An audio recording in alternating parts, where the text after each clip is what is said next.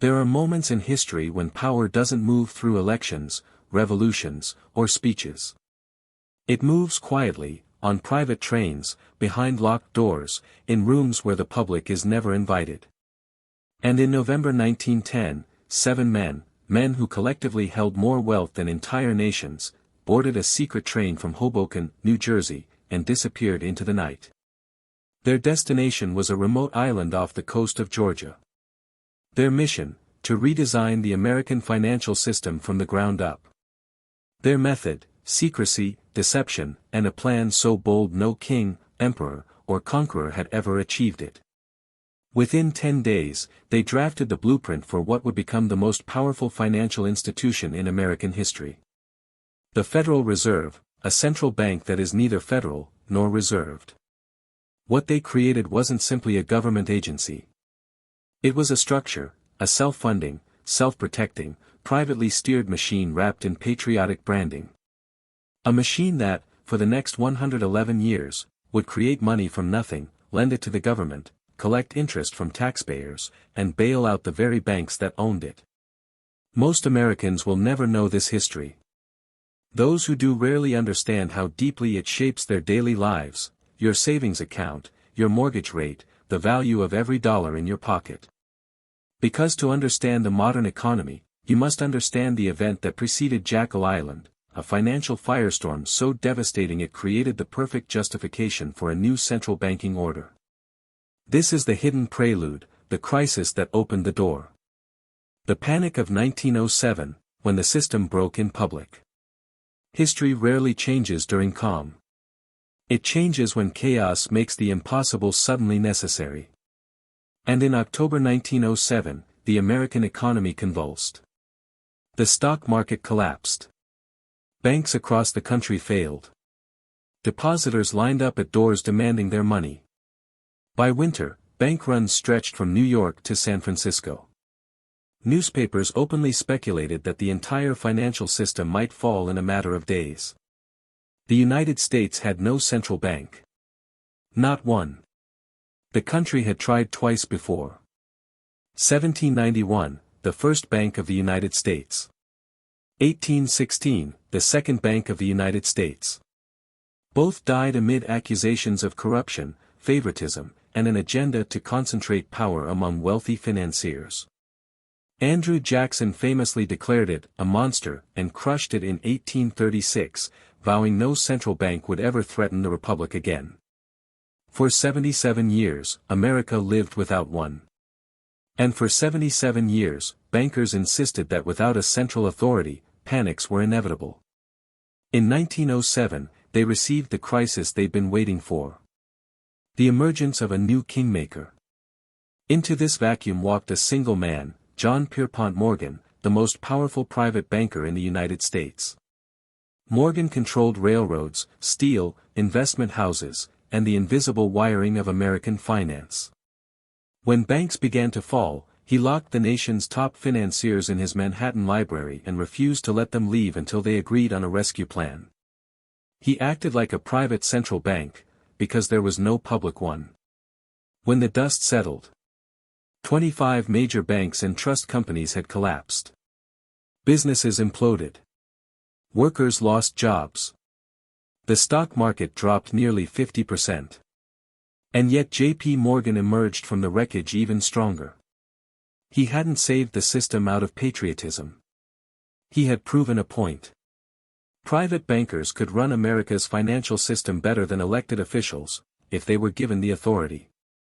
That idea spread quickly through Congress. The political door opens. In 1908, Congress passed the Aldrich-Vreeland Act, creating a National Monetary Commission to study reforms. At its helm was Senator Nelson Aldrich, arguably the most powerful senator of his age. But Aldrich wasn't just a politician. He was a businessman with deep ties to finance, so deep that he later became the father-in-law to John D. Rockefeller Jr. His role on the commission, in hindsight, was like putting a fox in charge of redesigning the henhouse. The commission's public mission was to study European banking systems. Its real function was to give bankers and politicians political cover to draft their own preferred solution, a central bank controlled by private interests, disguised as a public reform. Aldrich quietly began consolidating key figures, experts, financiers, and men with the political reach to persuade the public. And by late 1910, the groundwork was ready. All that remained was to finalize the architecture.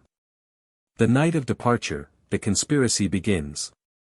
On November 22, 1910, 7 men were told to board a private rail car in Hoboken. They were instructed. Come alone. Bring no assistance. Use only first names.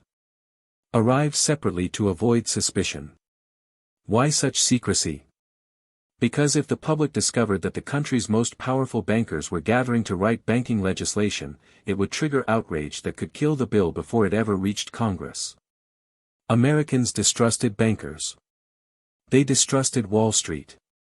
They distrusted consolidation of power. Any plan visibly authored by financiers would be dead on arrival. And so, the men hid their identities under the pretext of a duck hunting trip. Their private rail car traveled 1,000 miles south to a private island owned by America's wealthiest families, the Morgans, Rockefellers, Vanderbilts, and Goulds. Jekyll Island. Remote. Exclusive. Perfectly isolated. A place where decisions could be made without witnesses, leaks, or political interference.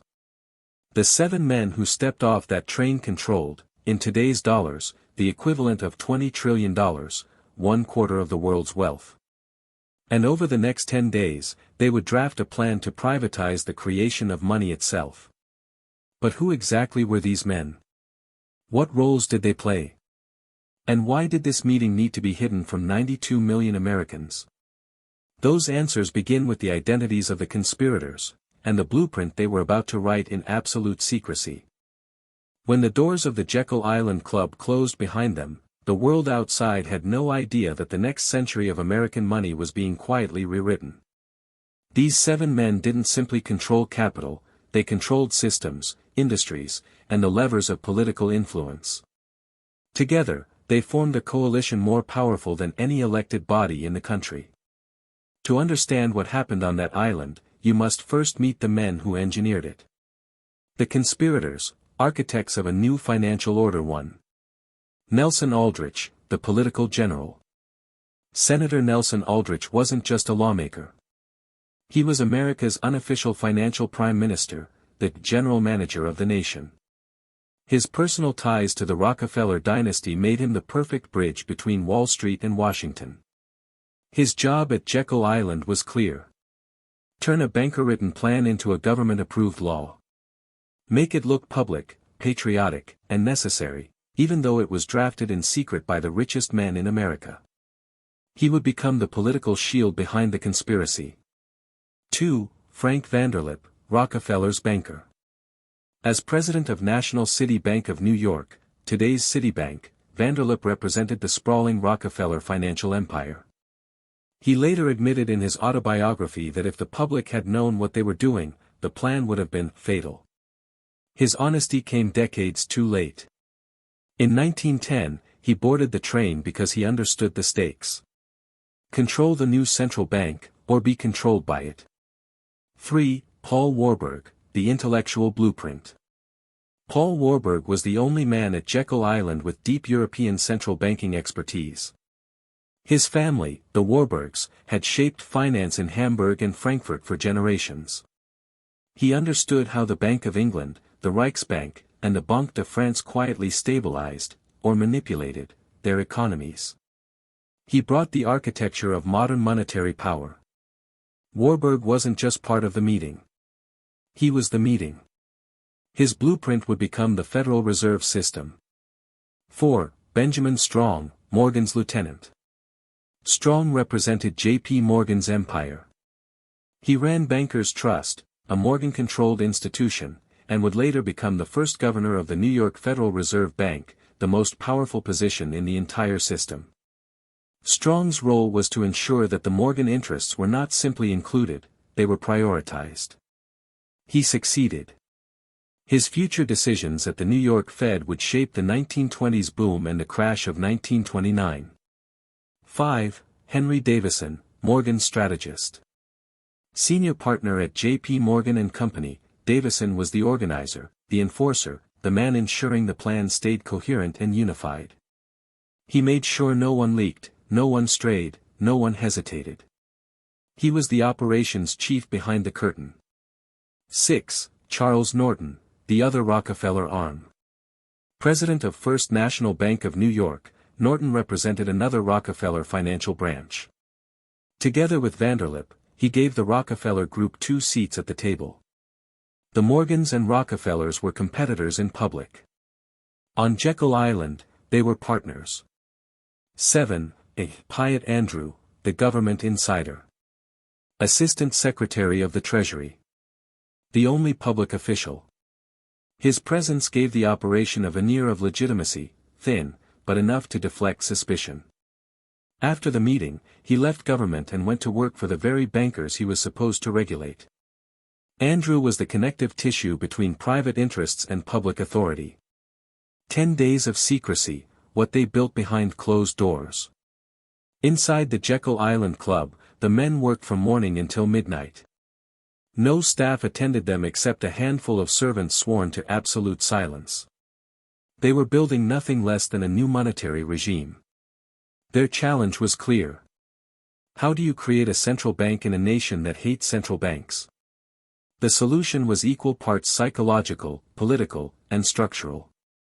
Problem 1, Americans feared a central bank. Solution, don't call it one. Call it the Federal Reserve System. The words federal and reserve implied government oversight and stability, neither of which were actually true. A linguistic deception. A political shield. Problem 2, Americans distrusted Wall Street. Solution, create 12 regional reserve banks to act as camouflage. Spread them across the country. Pretend decentralization. But in the actual structure, the New York Federal Reserve, the Wall Street branch, would dominate the entire system.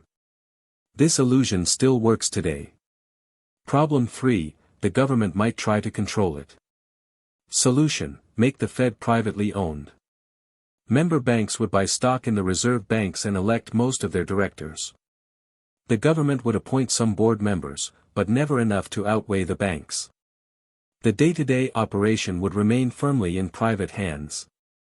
And the most powerful institution, the New York Fed, would be run by Wall Street's biggest banks. The mechanism, how the Fed creates money from nothing. Before 1913, the financial system was simple. Gold and silver were money. Paper dollars were certificates redeemable for that gold. Banks couldn't loan what they didn't have. Jekyll Island changed that forever. Here is the system they engineered, still in operation today. Step 1, the government needs money. The U.S. government wants to spend more than it taxes. Instead of raising taxes, it issues bonds, IOUs. Step 2, the Fed buys those bonds. The Federal Reserve buys the government bonds with money it simply invents. Not earned. Not saved. Created. Digital keystrokes, backed by nothing but belief. Step 3, new money floods the economy. Government spends it, military contracts, salaries, programs. This expands the money supply, quietly diluting the purchasing power of every dollar already in circulation. Inflation begins the moment the new money is created, not when prices rise. Step 4, taxpayers pay the interest. You pay taxes so the government can pay interest on the bonds the Fed holds. Which means you pay interest on money that didn't exist until the Fed typed it into being. Step 5, private banks profit. Member banks receive a guaranteed 6% dividend on their Fed shares, no risk, no competition, no downside. This is the Jekyll Island mechanism. Create money from nothing, lend it to government, taxpayers pay interest, banks collect profit. A perfect loop. A perpetual machine. An invisible tax on every citizen. The bill is ready, now comes the real battle. By the end of November 1910, the blueprint was complete. But designing the system was only half the battle. The harder challenge lay ahead. How do you pass banker-written legislation through Congress without the public discovering who wrote it? Their first attempt, the Aldrich Plan, failed. Too obvious, too connected to Wall Street, too easy to trace back to its creators. The bankers needed a new strategy. A new face. A new political messenger. And in 1912, an unexpected opportunity arrived, a presidential candidate who needed money, and guidance. This was where the conspiracy moved from the shadows of Jekyll Island into the halls of Washington. And it is here that the system we live under today truly begins. When the 7 men left Jekyll Island, they carried with them more than draft legislation. They carried a weapon, one that would reshape wars, depressions, booms, bailouts, and the very meaning of money. But their real challenge was still ahead. How to get the American people to accept a system designed by bankers, for bankers, in complete secrecy. Their first attempt failed. Senator Aldrich introduced the Aldrich Plan in 1912, but the public saw through it. It looked too much like what it truly was, the Wall Street blueprint. Democrats killed it immediately. But history has a rhythm. Sometimes the right idea simply waits for the right moment. And the right president. The 1912 election, when the bankers found their candidate. Woodrow Wilson campaigned against the money trust, against Wall Street, against concentrated financial power, against everything the Jekyll Island men represented. Publicly. Privately, his campaign was struggling. He needed funding. He needed elite allies. And the bankers, through intermediaries, stepped in. Paul Warburg and others supported him quietly. They supplied advice, money, and something more critical. Colonel Edward House, Wilson's closest advisor, a man deeply loyal to banking interests. Through House, the bankers found their opening. The branding changed. The language softened. The Aldrich Plan was reborn with a new title. The Federal Reserve Act. A government reform on the surface. A banker's design underneath. December 1913, a vote when no one was watching. Congress was preparing to leave Washington for Christmas. Train tickets were bought.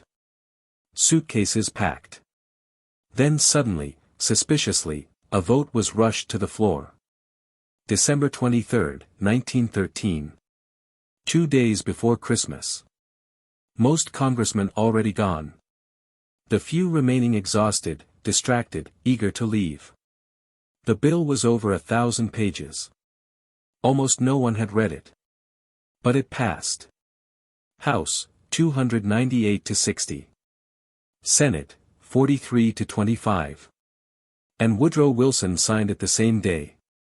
In one stroke, just 3 years after the Jekyll Island meeting, the United States handed the power of money creation to a privately controlled central bank. Congressman Charles Lindbergh Sr. saw what had happened. He warned. This act establishes the most gigantic trust on earth. The worst legislative crime of the ages. He was right. But it was too late. The system was now alive. The Fed opens, and the world changes immediately. The Federal Reserve began operating in November 1914. Within weeks, the architects of Jekyll Island were placed into power. Benjamin Strong became governor of the New York Fed. Paul Warburg joined the Federal Reserve Board. J.P. Morgan's and Rockefeller's institutions gained enormous influence. And then, by sheer historical coincidence, or something darker, World War I erupted. The timing was perfect. Before the Fed, America could not have financed a massive overseas war. It lacked the ability to conjure billions in new currency. With the Fed, it could. The Federal Reserve printed $25 billion in new money during World War I, more than doubling the U.S. money supply. Banks earned interest on the war bonds. J.P. Morgan became the sole purchasing agent for Britain and France. Commissions flowed. Fortunes exploded. For the first time, war was not limited by taxes. It was limited only by how much money the Fed was willing to create. The 1920s, the Fed feeds a bubble. After the war, the Fed kept interest rates low. Easy credit flooded the economy. Stock speculation became a national pastime. People borrowed to buy stocks. Banks loaned aggressively. Newspapers celebrated the new era of prosperity. Benjamin Strong, Morgan's man, was repeatedly warned that speculation was out of control. He refused to tighten credit. The bubble inflated. And in 1929, it burst. The Great Depression began. The Fed fails the public, succeeds the banks. The Federal Reserve was created to stop panics and prevent bank failures. But during the Great Depression, the money supply collapsed by 1/3. Thousands of banks failed. Unemployment reached 25%. Breadlines stretched for blocks. The Fed did nothing. It could have printed money. It could have acted as lender of last resort. It could have stopped deflation. Instead, it let the collapse run its course. And who survived? The biggest banks, the same institutions that owned the Fed. They bought failing smaller banks at pennies on the dollar. Power consolidated upward.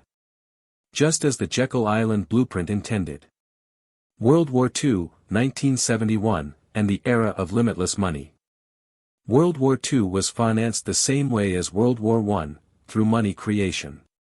Government debt exploded from $40 billion to $260 billion. Then came the pivotal break. 1971, Richard Nixon ended the gold standard completely. From that moment on, dollars were backed by nothing. The Fed could create unlimited money. Inflation became a permanent feature of the economy. The dollar's purchasing power began its long decline. Since 1913, the US dollar has lost 98% of its value. What cost $1 then costs $32 today. This isn't accidental. It's the mathematical destiny of a system that expands the money supply every single year. The modern ERA, the Fed's real power exposed 2008, the Great Bailout. Banks made reckless bets on mortgage securities. The system nearly collapsed. The Fed created $4.5 trillion to save the banks. Not one major bank failed. No senior executives were jailed. 10 million Americans lost their homes. The Fed rescued the wealthy. The public paid the price. 2020, the pandemic shock. Markets crashed. Businesses closed. Tens of millions filed for unemployment. The Fed created $4 trillion in 6 months. But the money didn't go to workers. It went to banks, corporations, financial markets. Billionaires became $1.8 trillion richer. Stock markets hit all-time highs while small businesses died. When inflation arrived, the Fed fought it by raising interest rates, making mortgages, loans, and credit more expensive for ordinary people. The system worked exactly as designed. Today, the hidden empire still rules. The same institutions represented at Jekyll Island still dominate the Federal Reserve. J.P. Morgan Chase. National City Bank Citibank. Rockefeller interests scattered but vast. The New York Fed still the most powerful branch. And despite claiming to be independent, the Fed has never been fully audited. Not once in 111 years. Attempts by Ron Paul and Bernie Sanders were blocked. Why? Because if the public ever understood how money is created, and who benefits, the foundation of the system would crack. The final reveal, the creature still lives. Every dollar you earn is a Federal Reserve note, a debt instrument owed to a private banking system. You cannot opt out. Inflation silently steals your wealth every year. Crises enrich the powerful while impoverishing the public. And the structure created in 1910 remains almost completely intact. Frank Vanderlip, one of the conspirators, admitted the truth decades later. If it were to be exposed publicly that our group wrote the bill, it would have had no chance of passage. That is the original sin of American monetary policy. 7 men. 10 days. A private island. A system built in secrecy, still shaping your economic life 115 years later. The creature from Jekyll Island did not die. It evolved. It grew. It became the beating heart of the modern financial world. And now that you know the truth, the real question is: what happens next?